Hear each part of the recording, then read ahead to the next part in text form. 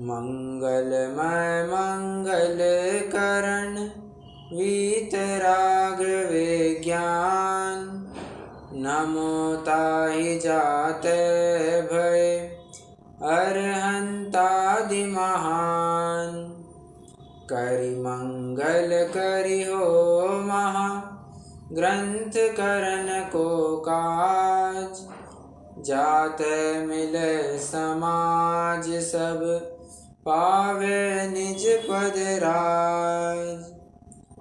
इस भव तरु का मूल एक जानहु मिथ्या भाव।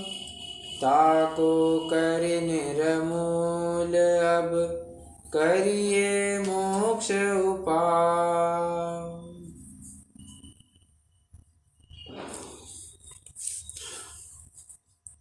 निश्चयभाषी की स्वच्छंदता और उसका निषेध, ये प्रकरण हमारा चल रहा है। 5 बिंदुओं के माध्यम से उसकी स्वच्छंदता यहाँ पर दिखाई जा रही है। सर्वप्रथम शास्त्र अभ्यास को निरर्थक बतलाता है, फिर द्रव्यादि तथा गुणस्थान मार्गणा स्थान आदि के विचारों को विकल्प ठहराता है, तपश्चरण को वृथा क्लेश ठहराता है, व्रतादिक धारण करने में बंधन में पड़ना मानता है और पूजनादि कार्यों को हेय जानता है। ऐसी 5 बातों के माध्यम से यहाँ से चर्चा चल रही है। पहले बिंदु की चर्चा अपनी कल पूरी हुई थी, शास्त्राभ्यास को निरर्थक बतलाता है, जिसमें भी 3 बिंदुओं के माध्यम से चर्चा की थी। सबसे पहली बात, मुनिराज के भी 2 ही क्या कार्य कहे हैं, ज्ञान और ध्यान। ज्ञान ध्यान तपो रखता, उसमें ही तल्लीन रहते हैं। मुनिराज के यही 2 मुख्य कार्य होते हैं। तो तू कैसे स्वाध्याय का निषेध करता है? अन्य तो अस्थान है, ऐसा कह करके बाकी स्थानों में उपयोग लगाने योग्य है ही नहीं।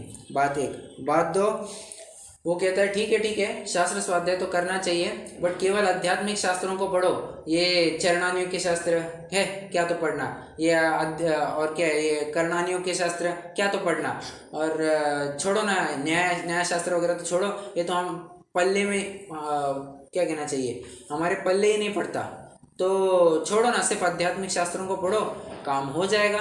पंडित साहब कहते हैं तू स्वयं को सम्यक्ति होने का दावा करता है, और सम्यक तो होने तक तो आध्यात्मिक शास्त्रों का अध्ययन आवश्यक था, बट सम्यक तो होने के बाद उपयोग को निर्मल रखने के लिए तथा श्रद्धा को विशुद्ध करने के लिए अन्य अनुयोगों का ही ज्ञान आवश्यक, उनका ही अध्ययन मुख्य होता है। और अध्यात्म शास्त्रों को पढ़ना मना ही कुछ है ही नहीं, बट तू अन्य ग्रंथों को ओछी दृष्टि से देखता है। अरे इन ग्रंथों को पढ़ने से क्या नहीं होता, ये जो बस है ना, बस इतना ही पढ़ना, बस ये जो इतना है ना, इतना ही कंटेंट पढ़ना, इसके बाहर कुछ और पढ़ने की जिनको रुचि नहीं है, रुचि कहने के बजाय कहने की अपेक्षा जिनको प्रमाद आता है, छोड़ो ना यार, ये जितना मेरा इतना ही सिलेबस है, मैं इतना ही पढ़ूंगा, इसके बाहर के मैं और कुछ नहीं पढ़ूंगा, ये योग्य नहीं है। और कितना ही विषय पाया जाता है उसको भी पढ़ना आवश्यक है। और पंडित साहब एक बात कहते हैं, अगर तुझे सच्ची रुचि हुई है तो तुझे तो चारों अनुयोगों के प्रति रुचि होनी चाहिए। अगर तुझे एक भी अनुयोग के प्रति अरुचि है, मतलब तुझे चारों ही अनुयोगों के प्रति अरुचि है, ऐसा जानना। तीसरा बिंदु फिर वहां पर तीसरा बिंदु ये रखा गया था, आप कह रहे हैं कि शास्त्रों का अभ्यास करना, पद्मानंदी पंचविंशतिका में तो ये बात लिखी है कि शास्त्रों में विचरण करने वाली बुद्धि व्यभिचारिणी है। पंडित साहब ने एक उदाहरण दिया, वे कहते हैं शीलवती नारी है, हीन चांडाल नीच कुल वालों का भोग करना ये तो महानिंद्य कार्य हो गया।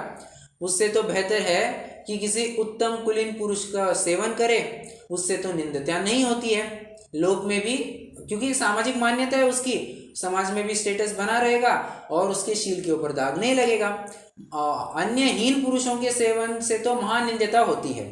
बस यही बात पंडित साहब कहना चाह रहे हैं कि अगर स्त्री शीलवती रहे, मतलब ब्रह्मचारी ही बनी रहे, तब तो बेस्ट, उसमें तो कोई दिक्कत ही नहीं है, मतलब शादी नहीं करे कुछ नहीं, तब तो बेस्ट है, हम तो उसको बहुत खूब बढ़ावा देंगे। बट अगर नहीं रहा जा रहा है, शादी करने से अगर क्या कहना चाहिए, जी मान नहीं रहा है कि नहीं यार ब्रह्मचर्य से रहा जा सकता है, तो फिर उत्तम पुरुष से या उत्तम स्त्री के साथ तुम अपने संबंध बना लो और समाज में उसकी मान्यता हो जाएगी, तो बस उसी में तुम्हारी सीमा हो जाएगी, इतनी सी बात है। उसी प्रकार एक निर्विकल्प अवस्था या शुद्धोपयोग में ही उपयोग लगाना, आत्मानुभव में ही अपना उपयोग लगाना, ये तो उत्कृष्ट कार्य है। ध्यान में उपयोग लगाना ये तो उत्कृष्ट कार्य है, बट पूरा टाइम तो उपयोग वहां पर रहता नहीं है। तो क्या किया जाए? तो फिर अन्य अप्रशस्त चीजों के पास जाने से तो अच्छा है तुम प्रशस्त ग्रंथों के पास जाओ, जिससे पुनः तुम अपने स्वभाव में लौट सकोगे। ऐसा कुछ उद्यम करो, है कि नहीं? तो यही बात यहाँ पर बताई जा रही है। अन्य तो स्थानों तो पूर्णतया पापमय है, इसलिए वहां पर तो उपयोग लगाने योग्य नहीं है। ऐसी बात यहाँ से आई थी। 3 बिंदुओं की चर्चा कल अपन ने की थी, और अभी मतलब पहले बिंदु में 3 पॉइंट रखे थे।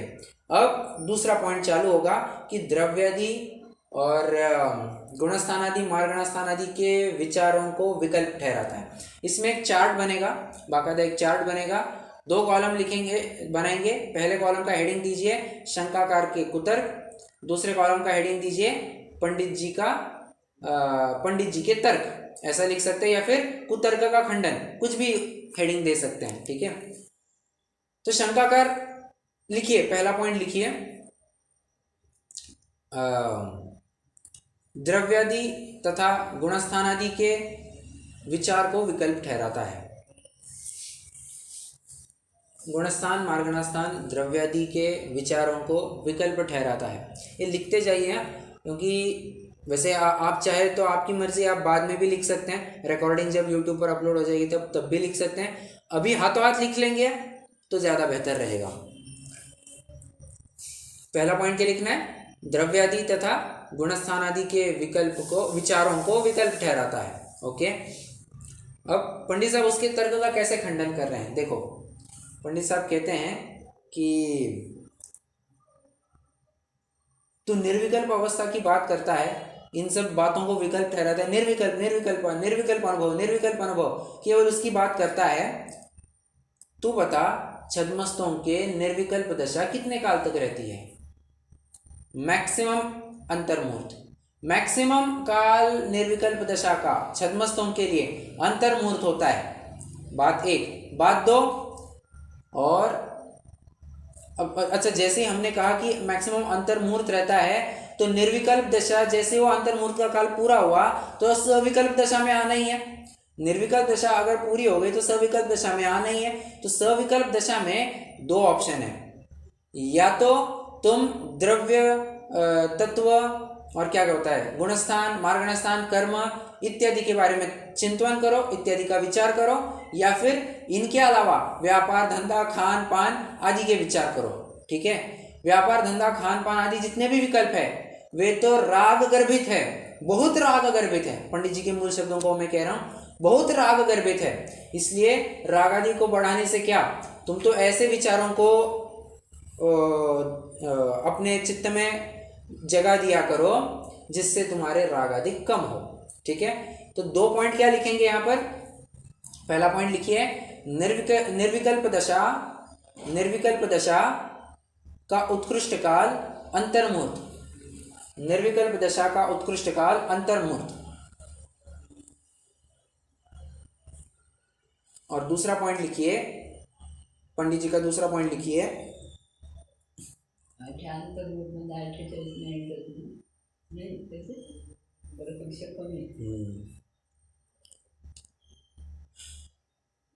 दूसरा पॉइंट ये लिखना है कि अन्य विकल्प तो बहुत राग गर्भित है। अन्य विकल्प तो बहुत राग गर्भित है। ब्रैकेट में लिखिए, जैसे खान पान व्यापारादिक, खान पान व्यापारादिक। Clear with first point? पहला पॉइंट समझ में आया?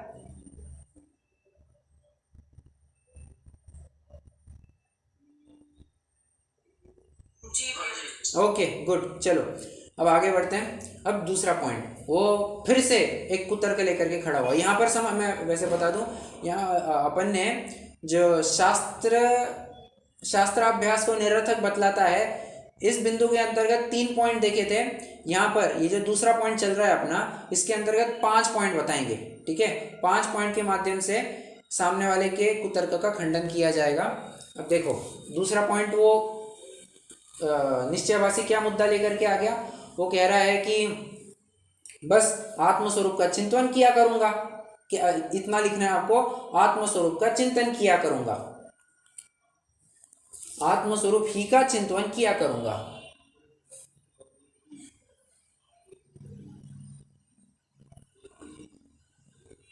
सॉरी, ऐसा लिखिए, आत्मस्वरूप ही का चिंतन अनेक प्रकार किया करूंगा। तो अनेक प्रकार ये शब्द भी डालिए, आत्मस्वरूप का चिंतन अनेक प्रकार किया करूंगा।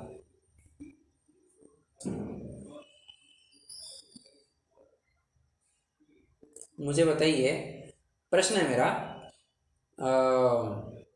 आत्मस्वरूप कैसा है, दृष्टि का विषय कैसा है, सामान्यात्मक है या विशेषात्मक है, भेदात्मक है या अभेदात्मक है? बराबर, सामान्य वाला है। तो सामान्य ही का, अब आप मुझे बताइए, सामान्य वस्तु का आप अनेक प्रकार से कैसे चिंतन कर सकते हैं? कर सकते हैं क्या?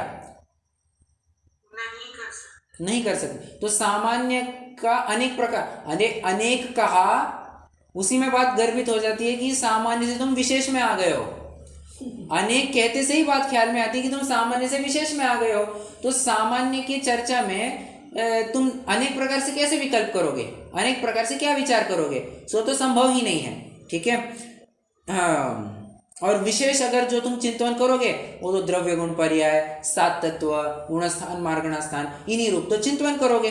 ठीक है, तो आपको जो उसका दूसरा कुतर्क है, उसके खंडन के रूप में पहला पॉइंट लिखना है, सामान्य चिंतन में अनेक प्रकार बनते नहीं। सामान्य चिंतन में अनेक प्रकार बनते नहीं।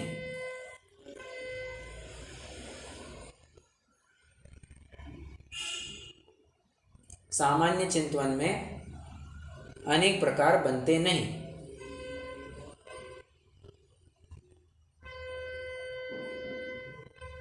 ठीक है, पंडित साहब एक और तर्क लेकर के आ गए। पंडित साहब कह रहे हैं, और क्या कहा तूने? आत्मा का ही, आत्मस्वरूप ही का चिंतन किया करूंगा। अरे सुन, केवल आत्मा ही के अनुभव से तो मोक्ष मार्ग नहीं होता। क्या कहा? केवल आत्मा ही के अनुभव से तो मोक्ष मार्ग। मैं शुद्ध हूँ, मैं बुद्ध हूँ, स्वयं को वो शुद्ध ध्याना, ये पर्यायों से पार ध्याना, मैं तो ध्रुव त्रिकाली एक मात्र अखंड और ज्ञायक तत्व हूँ। इतना मात्र ध्याने से कोई सम्यक तो नहीं होता, इतना मात्र ध्याने से कोई मोक्ष मार्ग नहीं होता, ये समझ लो। तो अरे तुझे अपेक्षा ही पता नहीं है, ये शुद्ध क्या और अशुद्ध क्या, तेरी खान पान की व्यवस्था अभी तक देखने में नहीं आई है, तुझे अभी तक खान पान का विवेक नहीं है, और तू चला सिर्फ आत्मा, मैं शुद्ध हूँ, मैं बुद्ध हूँ, इतना कहने में। अरे तुम्हारी पात्रता ही नहीं है कि तुम शुद्ध बुद्ध ये कह सको, ये विचार भी कर सको, ये तुम्हारी पात्रता ही नहीं है। ठीक है, हाँ। पंडित साहब कह रहे हैं कि तूने तो अभी तक 7 तत्वों का श्रद्धांजलि नहीं किया, तो क्या आत्मा का अनुभव करेगा? बराबर है ना? तो दूसरा पॉइंट लिखिए, केवल आत्मा ही के अनुभव से मोक्ष मार्ग नहीं होता। केवल आत्मज्ञान ही से मोक्ष मार्ग नहीं होता। केवल आत्मज्ञान ही से मोक्ष मार्ग नहीं होता। ये दूसरा तर्क पंडित जी द्वारा।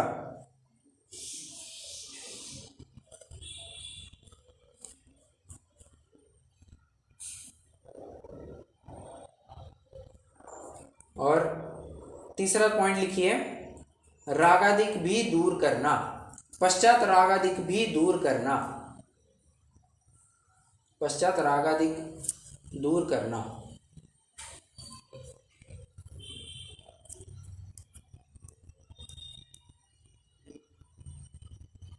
मतलब कहना ये चाह रहे हैं कि जिन विषयों को पढ़ करके तुम्हारे राग अधिक बढ़े, उन विषयों को मत पढ़ो। जिन विषयों को पढ़ने से तुम्हारी वीतरागता में वृद्धि हो, ऐसे विषयों को पढ़ना। ठीक है। तो अच्छा, राग कहा तो द्वेष भी साथ में लगा ही लेना। ठीक है, राग कहा तो द्वेष भी साथ में लगा ही लेना।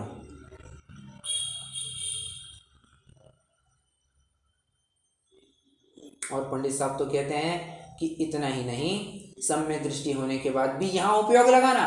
सम्यक तो होने तक की तो बात हो गया, नहीं नहीं नहीं, काम नहीं खत्म हुआ, अभी तो और काम बाकी है बेटा। सम्यक तो प्रकट हुआ, मतलब सब कुछ प्रकट नहीं हो गया, अभी तो तुम्हारे जीवन में चारित्र प्रकट होगा।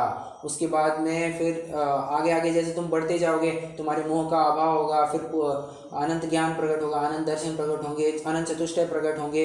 ये सब आगे और जाना है। अनंत चतुष्टय के बाद ये समस्त कर्मों का अभाव होकर के तुम मोक्ष में जाओगे। लंबी कहानी है और बहुत लंबी कहानी है। तो तब तक क्या करोगे? टाइम पास, विषय भोग करोगे, तो फिर से तुम पाप का बंध करोगे। तो सम्यक दृष्टि जीव भी स्वयं को शास्त्र स्वाध्याय में, तत्व चिंतन में ही स्वयं को अनुरक्त रखते हैं। ठीक है,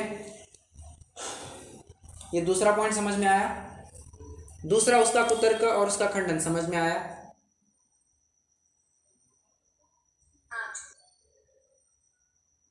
कोई दिक्कत किसी को? कल्पना जी बहुत दिनों के बाद दिख रही हैं।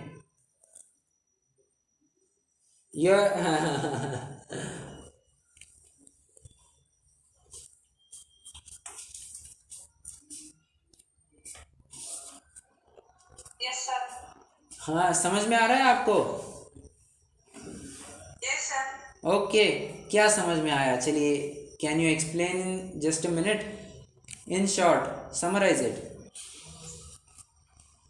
Yes sir.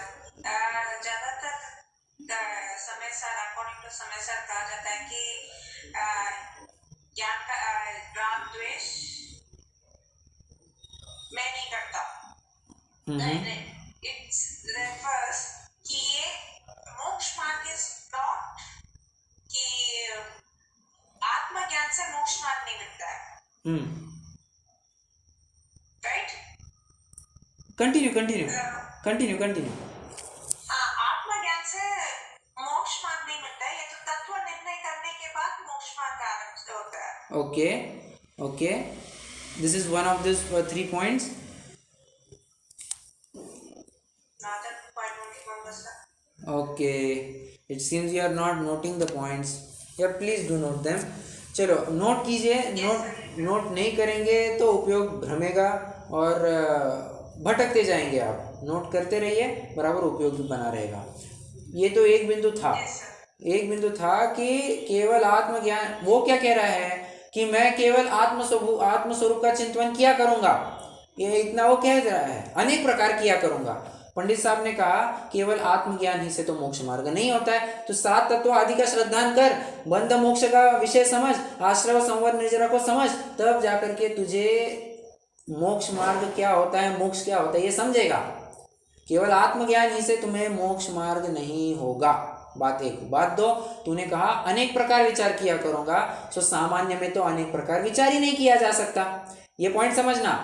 If we are discussing about a common point और a basic point, common point में, सामान्य विषय में कभी भी अनेक प्रकारता हुआ ही नहीं करती है, क्योंकि सामान्य, अभेद, नित्य, एक। सामान्य वस्तु हमेशा एक रूप ही हुआ करती है, कभी भी अनेक रूप नहीं हुआ करती। और तू कह रहा है कि मैं अनेक प्रकार विचार किया करूंगा, सो तो बात बैठती नहीं है। ठीक है, अनेक प्रकार कहते से ही विशेष आ जाते हैं, और विशेष में तो फिर चर्चा, तो विचार किसका करेगा? डेफिनेटली द्रव्य, गुण, पर्याय, शुद्ध अशुद्धपना, नय, मतलब निश्चय व्यवहार की बात करेगा तू, और चर्चा का विचार कर सकता है गुणस्थान, मार्गणास्थान आदि के, इन सब की चर्चा करेगा तू। ओके। और बात 3, तू विचार विकल्प करेगा, तुम्हारे रागादिक भी दूर होने चाहिए।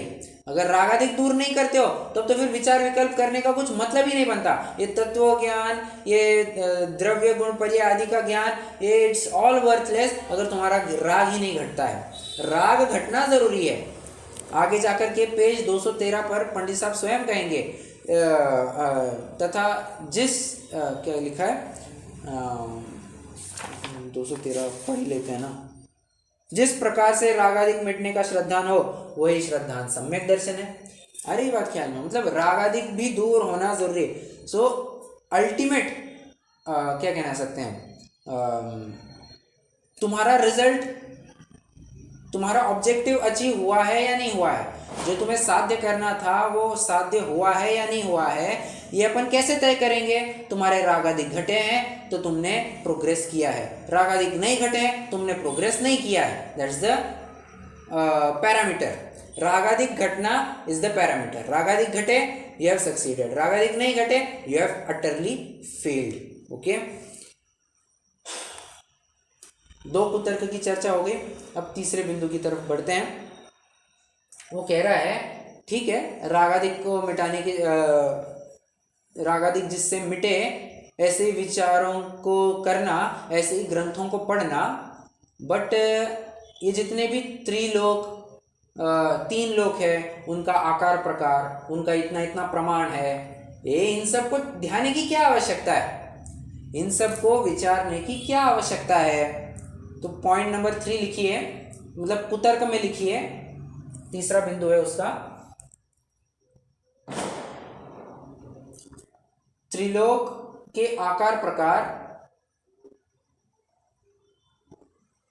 त्रिलोक के आकार प्रकार को विचारने से, त्रिलोक के आकार प्रकार आदि को विचारने से रागादिक कैसे घटते हैं।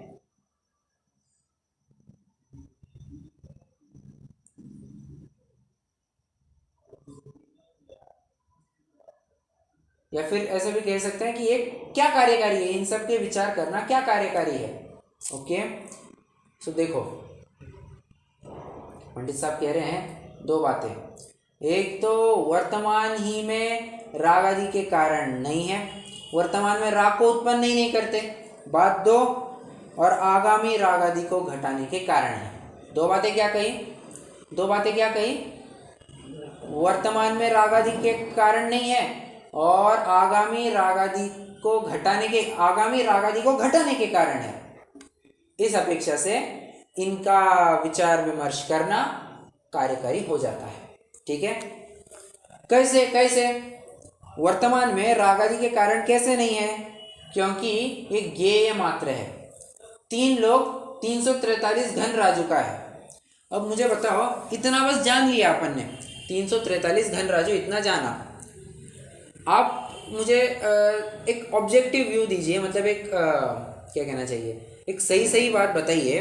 इतना सुनने के बाद आपको क्या लगा, 343 घन राजू कितना बड़ा है, मतलब आपको कुछ ऐसे विशेष आश्चर्य हुआ, कुछ राग आदि की बात हुई, या आपको उसके प्रति द्वेष हुआ, क्या हुआ, या नॉर्मल थे आप।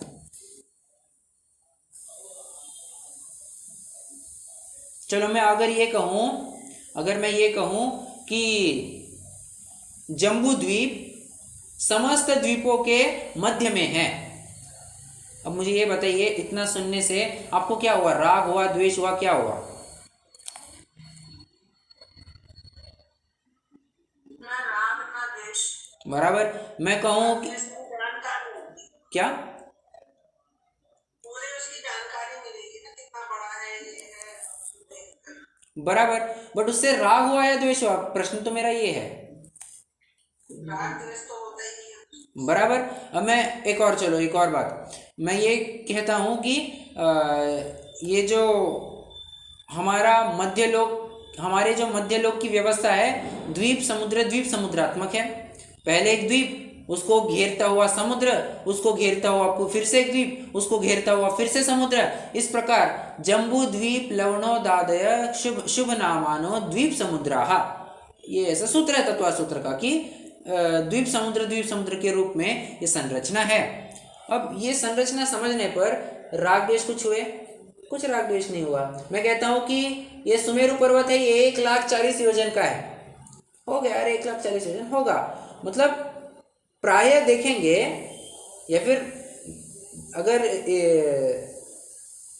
विचार भी किया जाए थोड़ा, तो कर्णानियों के इन विषयों का अध्ययन करने से राग द्वेष ऐसा कुछ होता ही नहीं है। ये तो ज्ञेय मात्र है, ये तो ज्ञेय, जस्ट जानो। अब जब मात्र जान रहे हैं, ना राग है ना द्वेष है, तो वर्तमान में राग आदि के कैसे कारण होंगे? बात एक। बात दो, आगामी काल में राग आदि को घटाने के कारण है। कैसे? आगामी काल में राग आदि को कैसे घटाएंगे?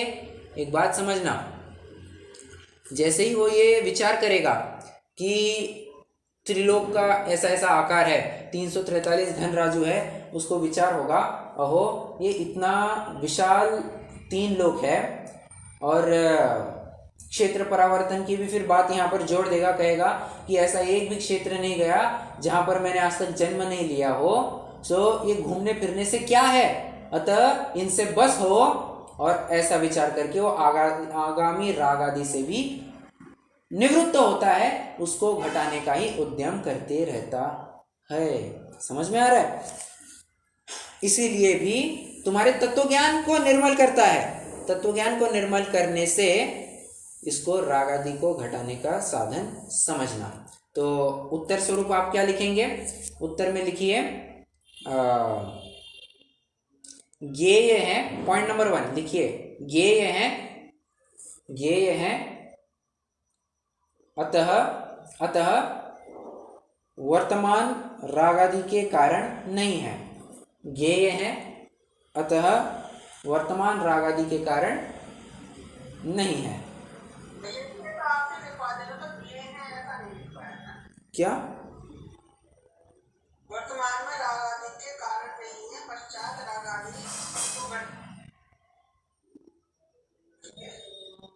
अच्छा, आपने लिख लिया क्या? ठीक है, कोई, अगर आपने लिखा होगा तो कोई दिक्कत नहीं, कोई दिक्कत नहीं। पर मैं तो एक्सप्लेन करने के उद्देश्य से आपको ये अभी इतनी चर्चा चल रही थी। आपने लिखा होगा तो कोई दिक्कत नहीं, कोई दिक्कत नहीं है। मैं तो थोड़ा उसको और रिफाइंड वे में कह रहा था। पहला पॉइंट क्या है कि ये ज्ञेय है, इसलिए वर्तमान में राग आदि के कारण नहीं है। और पॉइंट नंबर 2, तत्वज्ञान निर्मल होता है, तत्वज्ञान निर्मल होता है, अतः आगामी राग आदि को घटाते हैं, आगामी राग आदि को घटाते हैं।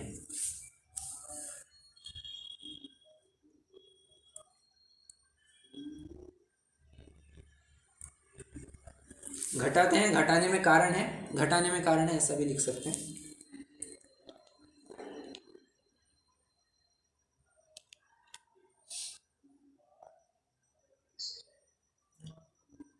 हो गया?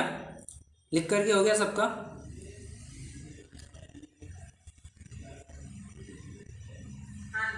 ओके। आज आपको लग रहा होगा यार पढ़ नहीं रहे हैं, पढ़ेंगे। चलो एक काम करो, ये 3 पॉइंट अपने कवर हो गया ना, 3 पॉइंट पढ़ लेते हैं, फिर बचे हुए 2 पॉइंट अपन देखते हैं। कोई पढ़ेगा?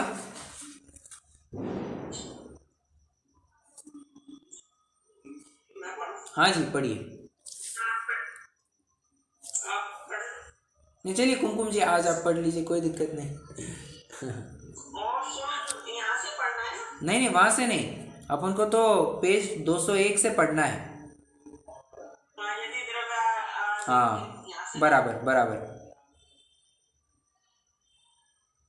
तथा यदि द्रव्य आदि के और गुण स्थान आदि के विचार को विकल्प ठहराता है, तो विकल्प तो है परंतु निर्विकल्प योग न रहे, तब इन विकल्पों को न करें तो अन्य विकल्प होंगे, वे बहुत रागादि गर्भित होते हैं।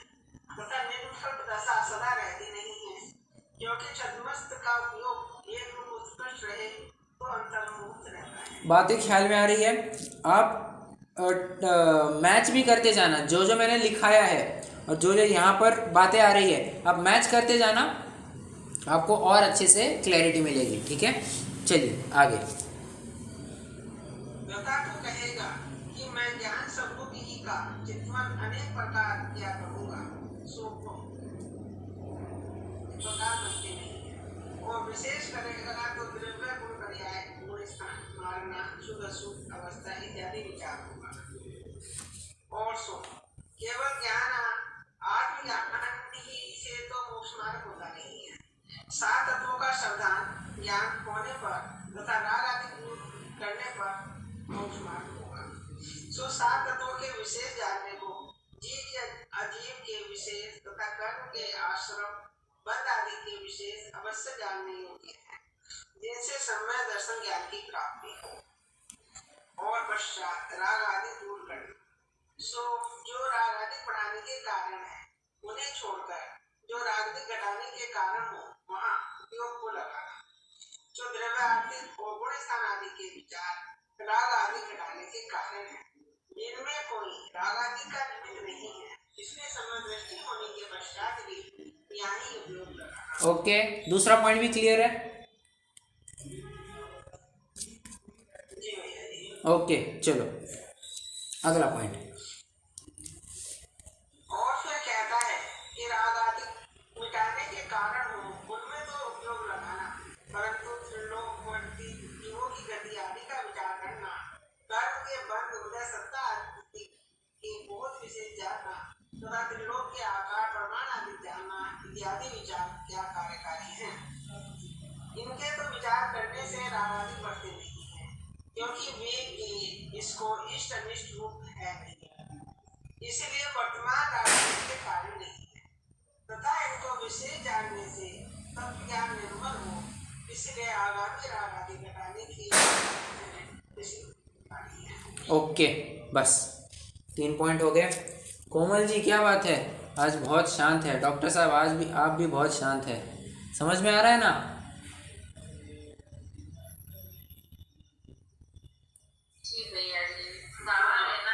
अच्छा, ओके ओके ओके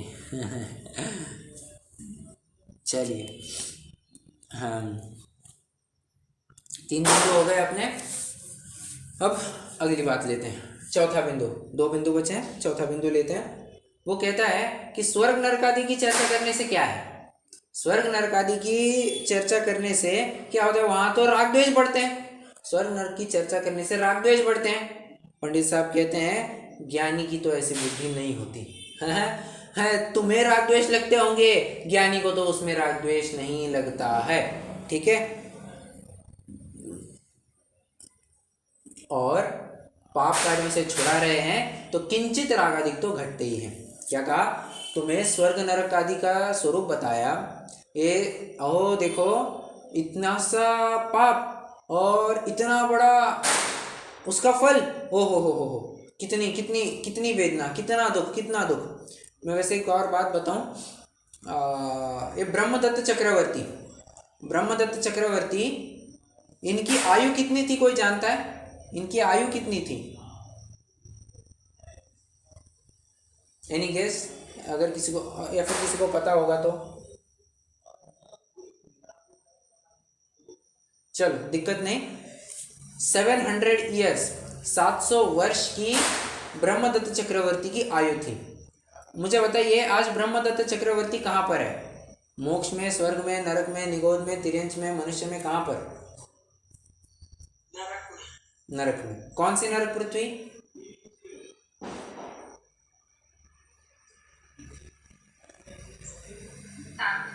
परफेक्ट, 7वीं नरक पृथ्वी में है।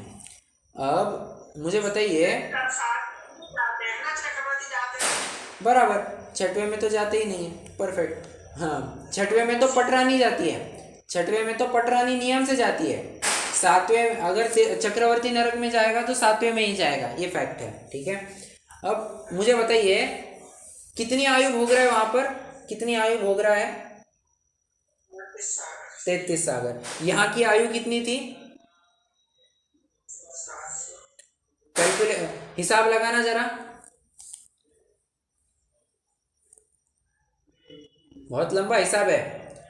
मतलब क्या कहा?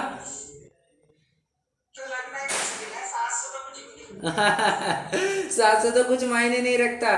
कहाँ 33 कोड़ा कोड़ी सागर, सॉरी 33 कोड़ा कोड़ी बोला मैं, 33 सागर। कहाँ 33 सागर की आयु, और कहाँ पर 700 वर्ष मात्र। अरे सागरों की संख्या है ना, अरे असंख्यातों में जाती है, असंख्यातों में, इतनी लंबी संख्या है वो।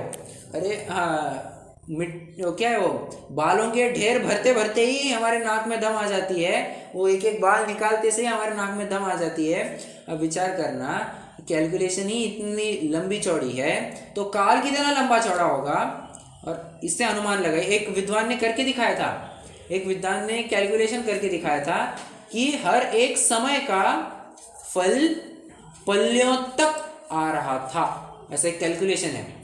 मतलब 700 वर्ष की यहाँ मनुष्य आयु और 33 सागर की नरक की यातना, प्रत्येक समय में वो कितना पाप बंद किया, कितने काल का पाप बंद किया, तो ऑन एन एवरेज प्रत्येक समय का पल्यों में जा रहा था। मतलब एक समय विषयों में प्रवृत्त हो और पल्यों तक दुख भोगो। ऐसी स्कीम चाहेंगे क्या? ऐसी स्कीम चाहेंगे? कोई नहीं चाहेगा, ऐसी बात है। समझ में आ रहा है? कहने की बात मेरी इतनी है कि इन स्वर्ग नरक आदि की जो चर्चा है, ये इसको समझने पर ये बराबर से वैराग्य उत्पन्न होता है, राग आदि घटते हैं। वहाँ वो चर्चा सुनेगा कि ओहो हो, ये कितनी यातना, कितनी यातना, अरे बाप रे, कितनी तकलीफ है, कितनी तकलीफ है। यहाँ पर घानी में पेलते हैं, छोटे छोटे टुकड़े टुकड़े करके मार डालते हैं, मरता नहीं है बट मरने तुल्य वेदना प्रतिक्षण भोग रहा है वो, प्रतिक्षण। खौलते हुए तेल में उबालते हैं और क्या कहते हैं, उसको एकदम गरम लोहे से आलिंगन कराते हैं, आपस में भिड़वाते हैं, मार काट छाट चलती रहती है। कितनी कितनी यातना, कितनी यातना। और एक नहीं, आने वाला हर व्यक्ति यही मोड में रहता है, बस चालू हो जाता है। कोई तलवार बन जाता है, कोई फरसा बन जाता है, कोई और कुछ बन जाता है और धमाधम युद्ध चालू हो जाता है। ठीक है, झगड़ते रहते, लड़ते झगड़ते रहते बस, और 33 सागर तक ये धंधा चलते रहेगा। मतलब स्वर्ग नरक आदि की चर्चा करने से भी समझ में आता है कि अरे पापों में उलझना नहीं चाहिए। और स्वर्ग की चर्चा से कैसे? अरे देखो, इतने से पुण्य का फल इतना बड़ा। पुरुरवा भील ने एकमात्र कौवे के मांस को छोड़ा था, तो कौवे के मांस का त्याग करने पर वो मोक्ष में, अब सॉरी मोक्ष कह रहा हूँ, वैमानिक बना क्या? रॉन्ग। कौवे के मांस को छोड़ने से वो वैमानिक नहीं बना। कौवे के मांस को मरने की कीमत पर छोड़ने पर, मरने की कीमत पर उसको छोड़ दिया, तब जाकर के वो वैमानिक बना है। वरना ऐसे ऐरा गैरा कोई भी तो नहीं हो सकता। ठीक है, मतलब इतने से पुण्य से हमें इतना फल मिल सकता है। ओहो हो, तो पुण्य में प्रवृत्ति होगी, पाप में प्रवृत्ति नहीं होगी। हाँ जी, ये तो मतलब एक समय में ही बांधा हुआ, जैसा आपने बताया ना, हिसाब लगाने को 700 को हाँ हाँ 33 सागर से, हाँ अरे समय बांधा ऐसा कोई नियम नहीं है ना। ये तो एक समय का बांधा हुआ है कि जैसे गाय शरीर में सर्प डालना एक समय में और 7 नरक के बाद नहीं। आयु का बंध तो अपकर्ष काल में ही होता है, बस उसके अलावा कभी भी बंध नहीं होता। ये तो बस अपन ने एक भाव भाषण कराने के लिए कैलकुलेशन दिखाया है, भाव भाषण कराने के लिए कैलकुलेशन दिखाया अपन ने। मेरा कहना तो ये था कि एक समय से भी आदमी टकराव कर सकता है, मैं ये कहना चाहती हूँ। हाँ, मतलब मैं ये नियम बराबर, एवरेज अगर कैलकुलेट करें तो पल्लियों तक जाता है, एक समय में पल्लियों तक का बंद हो जाता है। तो बात बराबर है ना, बात बराबर है। ठीक है, तो स्वर्ग नरक की चर्चा करने से भी ख्याल में आता है कि पापों से निवृत्त हो और पुण्य में प्रवृत्ति करो, और केवल वहीं पे मत अटको, क्योंकि स्वर्ग के ऊपर भी मोक्ष अवस्था है, तो वहां को भी जाकर के प्राप्त करना है। इसीलिए स्वर्ग नरक आदि की भी चर्चा आवश्यक है। तो क्या लिखेंगे? पॉइंट नंबर 4 लिखिए, स्वर्ग नरक आदि को जानने से राग द्वेष होते हैं। स्वर्ग नरक आदि को जानने से राग द्वेष होते हैं।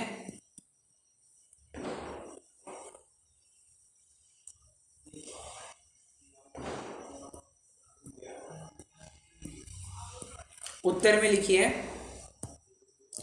ज्ञानी के ऐसी बुद्धि नहीं होती, ज्ञानी के ऐसी बुद्धि नहीं होती।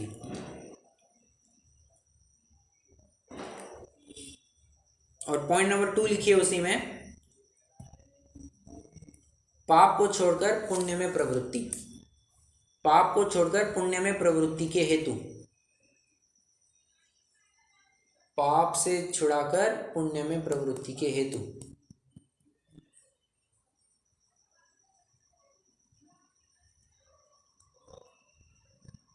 हो गया?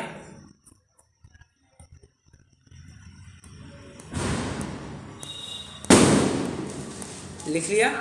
ओके, चलो गुड। अब लास्ट पॉइंट देखिए, ये 5वां पॉइंट है। तो 5वां पॉइंट कह रहा है कि जितना प्रयोजनभूत हो उतना थोड़ा जानना, बाकी बहुत विकल्प क्या करना। क्या कह रहा है? जितना प्रयोजनभूत हो उतना ही थोड़ा जानो, प्रयोजनभूत थोड़ा जान लो, बाकी को बाकी का बहुत विकल्प करने से क्या होगा। ये कल अपनी बात आई थी ना, अनंत शास्त्रा बहुलाश्च विपुलाश्च विद्या अल्पश्च कालो बहुविघ्नता च। बस वो यही तर्क लेकर के यहाँ पर खड़ा हुआ है। ये इतना सब, यत् सारभूतम तदुपासनीयम, जो सारभूत हो, जो प्रयोजनभूत हो, बस उसकी उपासना करो, तुम्हारा काम बन जाएगा, ऐसा कहा जा रहा है। हाँ, पंडित साहब कह रहे हैं कि ये उपदेश तो उसके लिए था जिसको या तो क्षयक्षम ही नहीं है, जिसको या तो क्षयक्षम नहीं है, या जिसके पास समय की बहुत तंगी है, कभी भी किसी भी समय में अभी निपट सकता है, तो वो थोड़ा स्वयं सचेत हो जाए, इसके लिए उसको आध्यात्मिक ग्रंथों का अध्ययन कराते हैं। ये तो उस अपेक्षा से बात कही थी, तूने उसका छल कैसे ग्रहण कर लिया? ठीक है, छल ग्रहण करने योग्य तो बात थी ही नहीं। और एक और बात समझना, सामान्य शास्त्र तो नूनम विशेषो बलवान भवेत। क्या कहा? सामान्य शास्त्र तो नूनम विशेषो बलवान भवेत, सामान्य से विशेष बलवान, ऐसा जानना चाहिए। ओके, चलिए फटाफट इतना पढ़ लेते हैं अपन 2 पैराग्राफ। फिर वो कहता है, अच्छा आपको लिखना भी है ना, 5वां पॉइंट लिखिए। चलिए 5वां पॉइंट लिख रही है, प्रयोजनभूत भी थोड़ा ही जानना, प्रयोजनभूत भी थोड़ा ही जानना,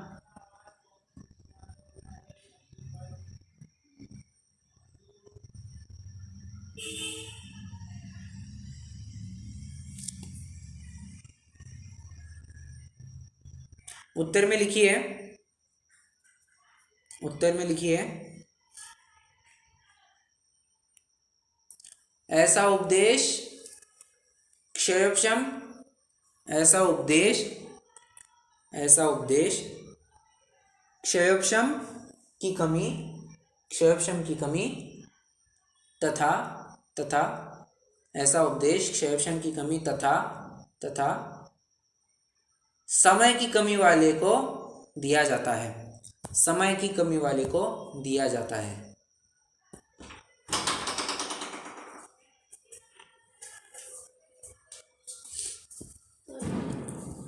और दूसरा पॉइंट लिखिए, सामान्य से विशेष बलवान। दूसरा पॉइंट क्या लिखेंगे उत्तर में? सामान्य से विशेष बलवान।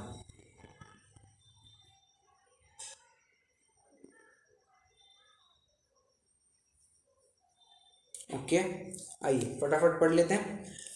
फिर वह कहता है, स्वर्ग नरक आदि को जाने वहां तो राग द्वेष होता है। समाधान, ज्ञानी के तो ऐसी बुद्धि होती नहीं है, अज्ञानी के होती है। वहाँ पाप छोड़कर पुण्य कार्य में लगे, वहाँ किंचित राग आदि घटते हैं। फिर वो कहता है, शास्त्र में ऐसा उपदेश है कि प्रयोजनभूत थोड़ा ही जानना कार्यकारी है, इसलिए बहुत विकल्प किस लिए करें। उत्तर देखिए, उत्तर बहुत जोरदार है। जो जीव अन्य बहुत जानते हैं और प्रयोजनभूत को नहीं जानते, अथवा जिनकी बहुत जानने की शक्ति नहीं है, उन्हें यह उपदेश दिया तथा जिसकी बहुत जानने की शक्ति हो, उससे तो यह नहीं कहा है कि बहुत जानने से बुरा होगा। जितना बहुत जानेगा उतना प्रयोजनभूत जानना निर्मल होगा, क्योंकि शास्त्र में ऐसा कहा है, सामान्य शास्त्र तो नूनम विशेषो बलवान भवेत। इसका अर्थ यह है कि सामान्य शास्त्र से विशेष बलवान है, अच्छे विशेष से ही अच्छी तरह निर्णय होता है, इसलिए विशेष जानना योग्य है। ठीक है, विशेष को भी जानना परम आवश्यक है। अब यहाँ पर वो दृष्टि का विषय वाला सामान्य विशेष मिक्स मत करना, ठीक है, सामान्य विशेष ये यहाँ पर मिक्स मत करना। वो अध्यात्म का प्रकरण है, दृष्टि का विषय, उसको अलग रखा जाए। ये आगम का प्रकरण, इसको थोड़ा अलग रखा जाए। ओके, चलिए, कोई प्रश्न?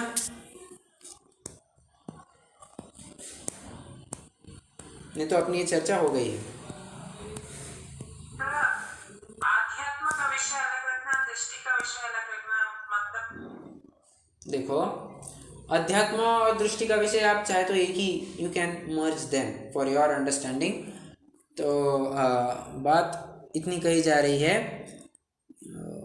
अरे यार, मैं एक बात और कहते कहते रह गया। आपका प्रश्न जरा फिर से रिपीट करना। आध्यात्म का विषय और दृष्टि का विषय, हाँ, okay, there is no point to differentiate it, मतलब you cannot differentiate it, they are one and the same.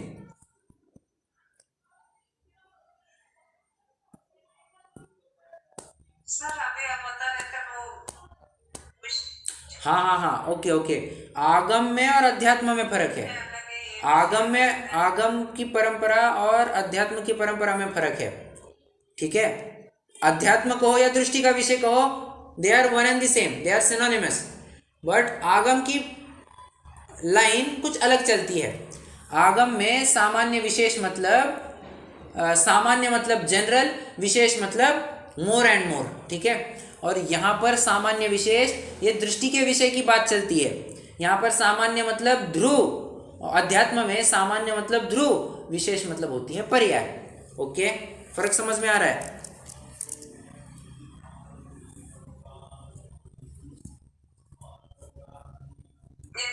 Okay, good.